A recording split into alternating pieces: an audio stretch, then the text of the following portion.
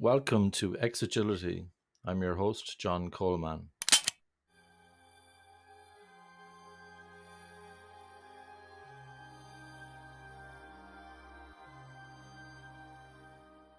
Bruce McCarthy, welcome to the Agility podcast. How are you doing today? I'm very good, thank you. How are you? Very good, Bruce. Thank you so much. Which part of the world are you in today? I'm in the suburbs of Boston, about 25 miles. Here in my home office. During the pandemic, I've been very lucky that I already had a home office with the most critical high-tech feature, a door I can close. That's very important. Actually, I've got my own door closed here today as well, so I can relate to that. I'll be in Boston in early June, actually. I love going to Boston. I get there usually once a year. But it's been a weird couple of years, but I'm just back from New York, as it turns out. So my travel is ticking up again, thankfully. I'm just back from Cambridge and London, actually. I spoke at the Business of Software conference, and it was good to be back with people again.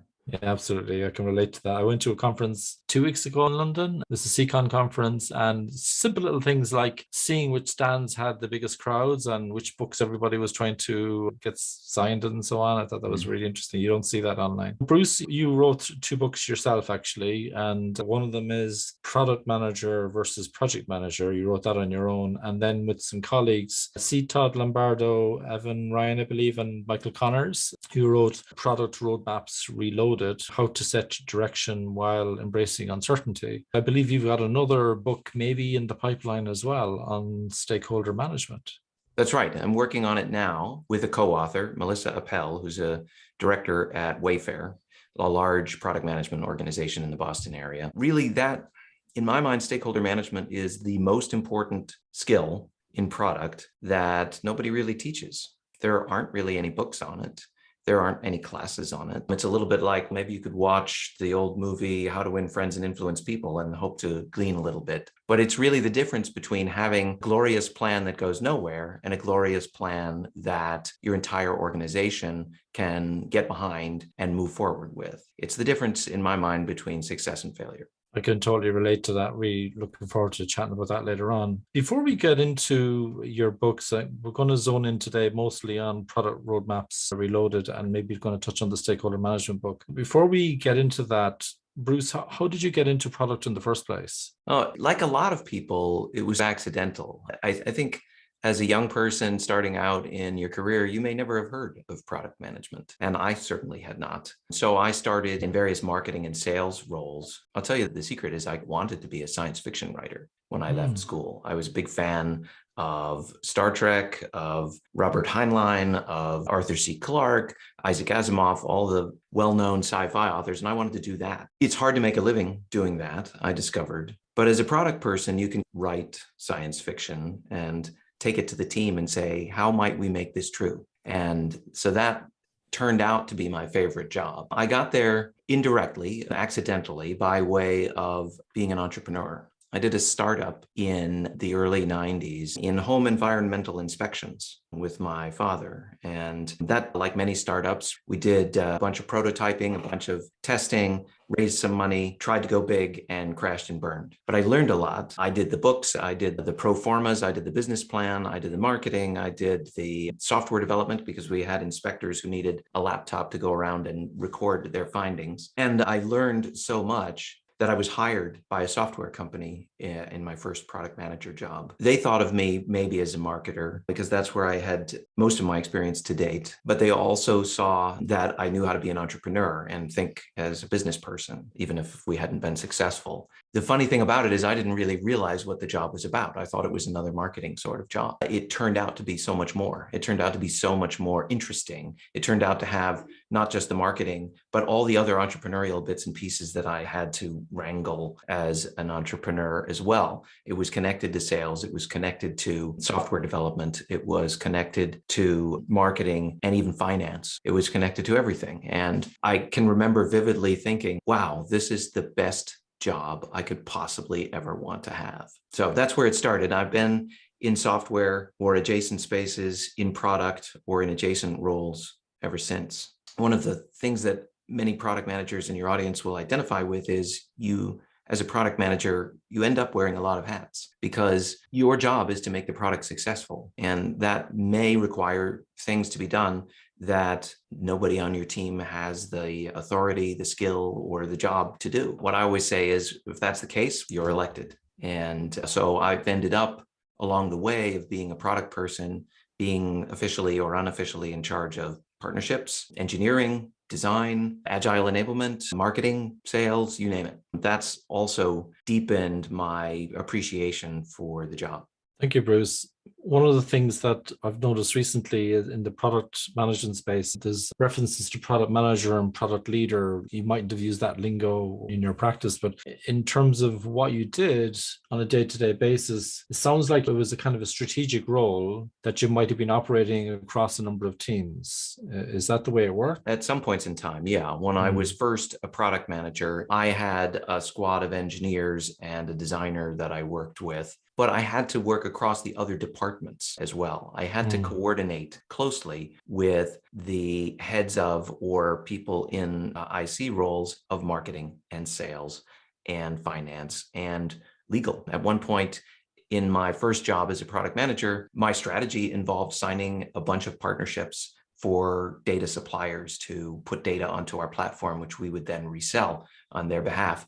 And over 2 years, I signed about 30 of those agreements and got to know our in-house counsel very well as we negotiated all of those agreements. I never thought about that actually, because a lot of the time people talk about talking to customers and end users, but actually talking to suppliers as well to get content in a similar way to, I guess, Apple when they had to get the music. They had the platform, but they needed to get the music. I guess the same for Spotify. And it was very similar in that we were creating a marketplace for resale of this data. And I needed to convince these suppliers that it would be profitable for them and also safe, that it would not cannibalize their existing. It's almost like eco-cycle management, the whole ecosystem rather. Yeah. That's right. So one of your books was Product Manager versus Project Manager. And I do training from time to time and descaling for agility and Scrum, Kanban, Lean UX and stuff like that. And I find that even when I mentioned the expression product manager, people conflate it almost immediately to project manager. It's like I use different words. I said product and the person heard project. Yes. And you wrote a whole book on this. How would you summarize the difference? O'Reilly asked me, my publisher for Product Roadmaps Relaunched, asked me to write the book because it was a question that they were getting quite a lot. It is a common confusion. And I think it just comes down to not having heard of the term product management before. Most people have heard of a project manager. They have not heard of the other. So the two get conflated because they're almost the same spelling and one is more familiar. In my mind, there is a clear difference in terms of strategy versus tactics. In my mind, the job of the project manager is to ensure that we deliver on a plan, on a set of commitments to time, scope, and budget. And that's critical. A good product manager needs to depend on a good project manager for delivery on time, on budget, within the scope, et cetera. And so that job is all about managing resources, budgets, time, people, and scope. But the product manager's job is to ensure success. And that may be entirely dependent on the on-time delivery, the project manager's stuff, but probably it's broader than that. Probably it involves, also having the right packaging and pricing, also having selected the right customer and figured out what the right set of problems to solve for that customer are to get them to be happy and successful with the product and want to buy it and want to keep buying it if it's a subscription. And so the two jobs are complementary in that way. One is more strategic, more outcome oriented. We want the outcome of a successful customer and a successful product and a successful business built around that. And one of the means to that end is the delivery of the product itself. And that's what the project manager is responsible for, the output. Thank you, Bruce. And just as a follow-up question to that, a lot of people also get confused even about the word product. How do you describe product to people? Yeah, that's a really good question, because in today's world, a product can be entirely intangible. Facebook is arguably a product. It's an app, but there's no physical object that you can touch. And Gmail, while it has a UI, is really a service, right? So is that a product? And I would say yes to that too. I would say that a product is your way of delivering value to a chosen customer, whatever that way is. Now, if we want to also differentiate it between, forgetting about whether it's a physical object or software, if we want to differentiate it between a product and a service, the other aspect we need to put in is repeatability. So a product is something that you can scalably, repeatably supply to someone that delivers value to that other person. Whereas a service is very often, I'm thinking of a custom service, is very often making something one time for one customer and you're not repeating it for another. So it's making something bespoke. Thank you. People often ask me about this as well, and I have a habit of oversimplifying. And sometimes I say to people about products that it's something that an external customer would recognize and they probably pay for it. It mightn't be their money or their data, but someone pays for money or data in a sense. I like that, but it leaves out Facebook because the people who choose to use Facebook aren't paying for it. Also, it leaves out internal products. And I think that's another important thing to consider is many IT departments around the world are responsible for creating and maintaining products that their internal fellow employees use, and there's no money exchanging hands there. And unfortunately, sometimes the employees don't have any choice about using it. It's a monopoly within the company. Sometimes they do, though. So that's worthwhile considering. There's one other kind of radical definition that I like. Radhika Dutt, a friend, wrote a book called Radical Product Thinking a year or two ago. And in it, she posits that the definition of a product is it's your way of changing the world. Oh, I like that. And I like that because if you think about it, that's actually right. It's a means for changing the world, changing the customer's world, and hopefully also changing the world of your company, making it successful. Thank you, Bruce. That's really useful insight. Just coming back to one of your books, Product Roadmaps Reloaded, How to Set Direction While Embracing Uncertainty. You summarized it in a talk in 2019 where you talked about having a kind of love-hate relationship with roadmaps. And I wonder if you could start, first of all, with maybe what you think a roadmap is, because a lot of people also have a kind of preconceived idea of what it is. And I think you've got some ideas around that. Well, if you ask someone, what is a roadmap? Usually they say it's a schedule of when features will be delivered. So it's features and dates. And I think that's wrong. I don't think there's anything wrong with a schedule of feature delivery dates. In fact, I think you need that. It's called a delivery plan or a project plan. So it's the sort of thing your project manager or program manager might be in charge of. But it's a separate thing from what I think of as a proper roadmap, which, again, making that distinction between project and product is more strategic. Think about it like a GPS. GPS is different than a simple set of turn-by-turn directions. You tell the GPS the destination that you're headed for, and it plots a route and a set of turn-by-turn directions for getting there, but it adjusts as you go based on conditions. And so if you learn, oh, there's traffic building up ahead, or there's construction, or if you stop off for pizza and you make a detour, the GPS will always recalculate the best next steps from right here toward your destination. Whereas a set of turn-by-turn directions are fixed, and they may or may not be, after the first few steps, the right thing to do next. And so a roadmap should be flexible in that way and frequently updated, at least quarterly, if not monthly. I have friends who basically will update a 4 quarters roadmap every month with the latest information. And by doing so, they're resetting the expectation that a roadmap is somehow a list of promises of future delivery dates to a forecast based on current information, like a weather forecast, that is updated as new information arises. Now, that said, what do we mean by the destination? What do you put into your roadmap GPS? And for me, you put in a customer-oriented vision of the future that you want to achieve. And so you describe a future world in which your product is successful because, to go back to Radhika, it changes the world for the customer in some positive and differentiated way. If you can describe that future world that you're achieving, then you can work backwards and describe the major steps that are going to be required to get there. And that's your roadmap.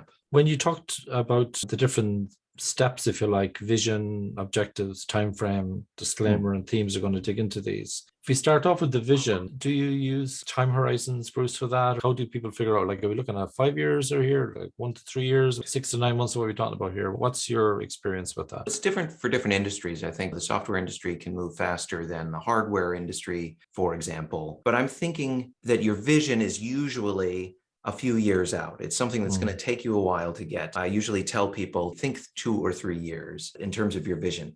If you've got a next stage vision that's even more fantastical, that's going to take you 5 years, okay, that's maybe separate. I do like the notion of putting horizons in, but I'm thinking about horizons to reach your vision, maybe 3 steps to reach your Got it. vision. Yeah. So as such, how would you almost break down that vision into more tangible objectives that could be done in a shorter cycle or something like that, so that you can see if you're iterating towards that vision, or maybe even if that vision is wrong, actually, because a lot of the time we might learn stuff that it's unusual, but it could happen, I guess, that we've got the wrong vision, right? So Well, it's actually not that unusual. Most startups fail, and that's because usually it might be that they simply run out of money. It might be that the technology doesn't work. But the most common cause, if you study the whole lean startup movement, is that they're trying to solve a problem that nobody is willing to pay them for, that it's just not a big enough problem or a painful enough problem for enough people. That it's worth having a product in that space. And so a lot of these startups fail by putting their thing out there and then discovering it's not the right thing. It doesn't solve the problem, or it's identified the wrong problem. So I think early stage discovery of what are the problems for your chosen customer, and would something that you could build adequately solve that problem? Not just adequately, actually, would it solve it better than whatever incumbent solution is, whatever the current solution that people use to address the problem is?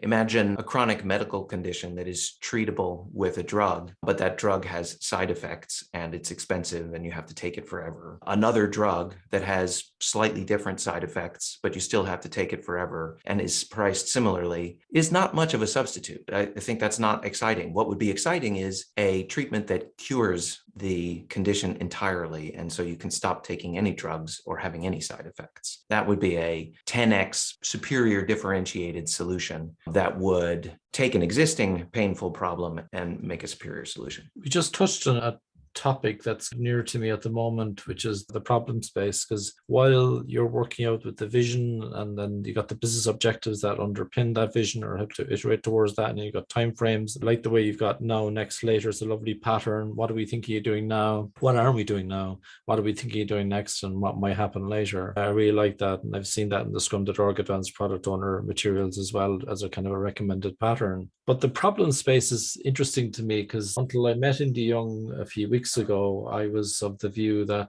sometimes if you go into the problem space, it's almost like big design up front and you're not getting any feedback from the market. And then on the other hand, you got people who do discovery and experiments, and they meet customers and they get all excited, and then they do delivery. What can also happen with that as well, even if you use lean startup, lean UX, all these approaches, you can go down the funnel very quickly, almost get myopic and go straight down into something. I don't know, just trying to strike that balance where, how do I know I got the right problem, and is this the right time, and all that kind of stuff. How have you dealt with that kind of dilemma, I guess, Bruce? The roadmap really needs to be, I said the word flexible a moment ago, but one of the key ways it needs to be flexible is to incorporate, to allow for, to give space to that kind of learning and discovery and finding out that you were wrong. Before you do a roadmap, I think you should get to know your customer and what problems they have that are worth solving, that they would pay you to solve, to do your initial discovery. And there are great books on this. Teresa Torres recently came out with her new book, Continuous Discovery Habits. Highly recommend it. David Bland's Testing Business Ideas, another really good book. But once you have a sense for what are the problems to solve for your customer, you now are in a position to do a roadmap. In fact, even if you're not 100% sure that you've got that list or in the right order, what you could do is you could put together a roadmap with your best guess and use that as a tool for discovery. Go and show it to a few of your customers. Hey, Mr. Customer, or potential customer, here's our vision of a better future, and you are named in it, but you are the customer named in this better future. And here are the problems that we believe we need to solve in priority order based on how painful they are for you, how important they are for you. Did we get it right? Do you see yourself in this? Or did we leave out something? Or are they in the wrong order? Or did we misunderstand something about your situation, your life, or your job? And you can get very good feedback from folks in that situation when you are seeing how excited they get. I'm thinking of an interview I did with Steve Blank, and he described in enterprise B2B actually creating a roadmap like that and using it as a pre-sale tool. He brought it to the potential enterprise customer. Will you sign a contract with me? And the customer said, you don't have a product, you just have a piece of paper. And he said, I know, but if we deliver on this, would you buy it? And the customer said, yes. And he said, okay, so sign here. If I never deliver it, you don't have to buy it. It's fully cancelable. But if I deliver it, then you're saying that you will buy it. And that's either a pre-order or a cancelable purchase order or a letter of intent that says, yes, this vision is compelling. And if you build it, I will come. I love Steve Blank's one-liner, no business plan survives the first interaction with the customer. That's right. Yeah, it's really cool. In your approach to roadmaps, we talked about vision and business objectives and timeframes. Then you go to the next level down, which is themes. So you go into problems and needs and so on, and objectives at a lower level, I'm guessing, in terms of, are you thinking about customer objectives at that point or outcomes? Actually, the way I think about it is themes are a problem statement usually, or a job to be done statement. I'm not religious about which format you use, but as long as the customer and what they want out of this is the main point of your theme, then anything under that would be, well, how would the customer measure success? That's fine. That's a leading indicator of their willingness to engage with and pay for your product, is that they're using it and getting something out of it. And you can measure that. It also, ideally, the theme could incorporate many different possible solutions to the stated problem that you will test in turn until you find the one that really works in a differentiated way. And that's one of the reasons why the date ranges in a roadmap need to be flexible, is you're testing. You don't know the result until you actually discover the result by testing. So you may put out a prototype, discover, as you were saying earlier, that it just does not solve the problem adequately, or you may, in the worst case, discover that it solves the problem, but nobody cares and they're not willing to pay you for it, or they're not willing to pay enough for it that you could have a profitable business because it costs you too much to deliver it. So then you've got to go back to the drawing board and come up with a solution that solves it in a way that still works for the customer, but on which you can build a profitable business. One thing I've observed, Bruce, with the discovery in particular, is a lot of people demonstrate what I refer to as execution bias. They have this idea, they've got all these assumptions, they convert the testable hypothesis, they run the experiments. The experiment results aren't fantastic, and you and me, we might actually say we need to pivot or stop this, but they just keep going on. It's, no, this is still good. Metaverse is the answer to all the world's problems, so that's where we're going. Have you seen that happening? And if so, how have you dealt with people getting them to pull out of that? This is Melissa Perry's premise in her book, The Build Trap, that we know as an industry, we're supposed to build, test, and learn, and keep iterating until we've got something that tests well, that really does have good results and grows our business. But as an industry, we generally don't do that. We know we're supposed to, but as an industry, instead of build, test, learn, we do build, build, build, or build, ship, build, ship, build, ship. And we've seldom stopped to look back. I see teams all the time building toward a ship date, and I say, this is great, this is exciting, I can't wait to see what the results are. You've, of course, instrumented your product to see how customers are using it, how many are using it, how frequently they're using it. And they're like, oh, yeah, we meant to, but we cut that feature for time. And I'm like, okay, but how will you know if what you have built is successful? And usually they stammer and hem and haw at that point because they don't have a good answer to that. But there is often, I'm going to point a finger here, pressure from senior leadership in a company to ship. And that pressure forces teams to compromise on really what is good for the long-term health of the product and of the company. Yeah, I've seen that too. When I'm helping people, when they're trying to figure out a forecast or something like that, when will it be done is the most annoying question, but it's also an important question, isn't it? Yeah. And I've been using probabilistic forecasts, Monte Carlo probabilistic forecasts, but I've been doing it with health warnings. 85% chance we might deliver by this date, 15% chance we won't. And one of my peers, he uses this extra phrase, which is, and I'll give you a better forecast next week. Yeah. In other words, this one is wrong, you know. Our intelligence, our ability to forecast should improve as the deadline approaches. Yeah. And I find if we don't do something like that, even though it's still a bit smoke and mirrors, then there's loads of uncertainty. I'm actually getting onto that because you talk about disclaimer as well. Curious how you manage that. But I prefer to do that than say we don't know when it'll be done, which is the right answer, because I'm basically saying I don't know the way I've said it to you a while ago. But in the diplomatic, it's all calculated. I'll give you a better one next week. But if I just say I don't know, I feel that senior leaders are just going to make up a date that's impossible, and then we're all screwed, basically. See, so the senior leaders will attempt to fill that vacuum of their own Yeah. expectation with a date. And so the key is to push back on them, or to use a little judo and pivot them toward Yeah. something good. So something good that I would describe is, number one, keep the roadmap at a high enough level that it is problem-oriented rather than solution-oriented. Outcome for the customer and outcome for the business, that's the business objectives oriented. And when you do that, it's very easy to make the argument that we don't know what we don't know, and we can't say when the outcome will be achieved, because it's up to the customer. It's up to the customer to decide whether we have solved their problem well enough that they will buy the product. And so we're not going to retire the problems on the roadmap until the customer tells us, awesome, you solved my problem, move on. So that's why I prefer the now, next, and later. We're going to stay on the now things until the problems in the now column are solved. Then we'll move to the next problems. Now, that said, there's still a hunger for the date, right? So at the next level down of detail, there are specific features, UX changes, and other things unrelated to software, marketing campaigns, pricing changes, a demo at a conference, other things that are one level down in execution detail that could be on a project plan or a delivery plan. And those things, if they are near enough term, if they're in a window of certainty within 6 weeks, 8 weeks, something like that, where we have 80, 90% confidence in what we can deliver when, those things can have dates. Yeah, another technique I learned years ago as well was the transformation map, where you got the time horizons getting more vague as the horizontal time axis elapsed time goes on. That's right. So we might talk about Q1, Q2, H2,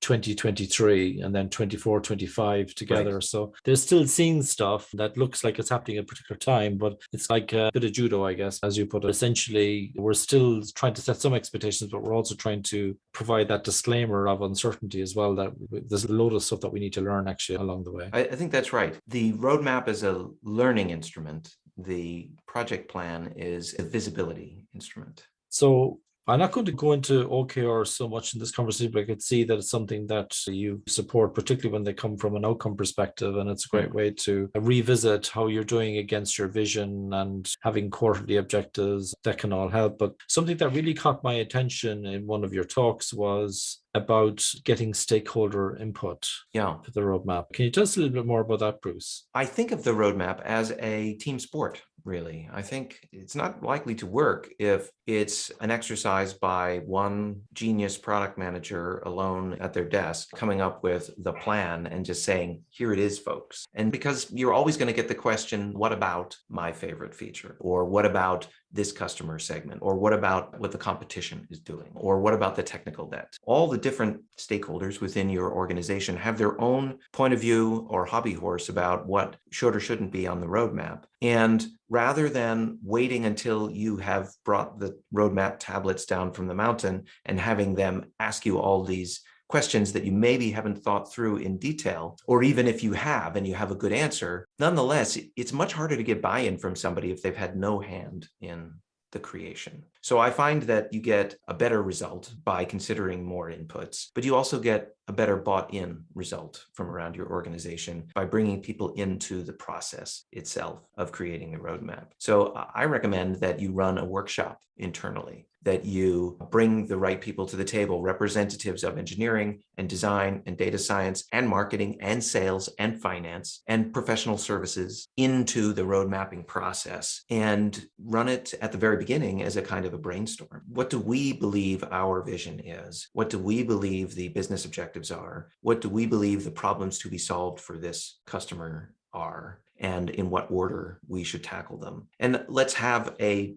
draft, as Jana Basto, CEO of ProdPad, would say, a prototype of our strategy in the form of a roadmap. And then let's go test it out in the world and validate our assumptions or invalidate them. I can totally relate to that. In a lot of the work I do with visions, I tend to use the elevator pitch from Jeffrey Moore's book, Crossing the Chasm, for who need what, Classic. whatever the name of the product is, or what that does what people might think it is, and what's the competitive advantage. And I might add a little twist as measured by to that as well as a bit of a cheat. But then for objectives, yeah, I agree. I also use the business problem statement. Sometimes I might use just free form. But when I do this with product leaders or senior product owners, what I do is if I'm working with a product owner, not only have I done this with stakeholders, but I've also done with people on the team, like the developers, they might call it in Scrum. And I'd work with the product owner and say, just like you said, we don't want to come down from Mount Sinai with these tablets saying, here's the vision. We don't want to do that. What I want to say is, actually, we think this kind of sucks. Can you come up with a better one? Can we have a little bit of a competition here? Not to come up with a better vision. And the same with the problem statement. I find 19 times out of 20, they always come up with something better. And like you say, it's lighting up people inside. It's inspiring everyone that feel they all own it, right? I just did this yesterday with a team of, I think we had about 16 people in the room from one company, all different disciplines, different departments, and so on. And they each took a particular, this is B2B, so they each had a particular type of user with a particular set of jobs to be done. And they went off in Zoom breakout rooms, as we do today, and workshopped the vision for their customer within the overall customer types, and came back. And many of their first attempts were a bit pedestrian. We provide the best this, that, or the other that is fast and safe and easy. And they challenged, though, each other to get better. They said, you know what? Any competitor could say that. What's our unique reason for being able to serve this customer well? And let's not just talk about the aspects of our product. Let's talk about the result for the customer of using our product, the benefit, right? I like to say Mario doesn't really want the power up in Super Mario Brothers. He wants the power. Yeah. Now the power up is the means, but he wants to be Super Mario, be twice as big, twice as fast, invulnerable, and shoot fireballs so he can win. And when I said that, they all went back to the drawing board and they came back inspired and said, oh yeah, this is what you can do with our product. You are going to be so successful and so awesome because you went with us. Yeah, it's like starting with why, isn't it? It's like the Simon Sinek. One of my favorite books. Yeah.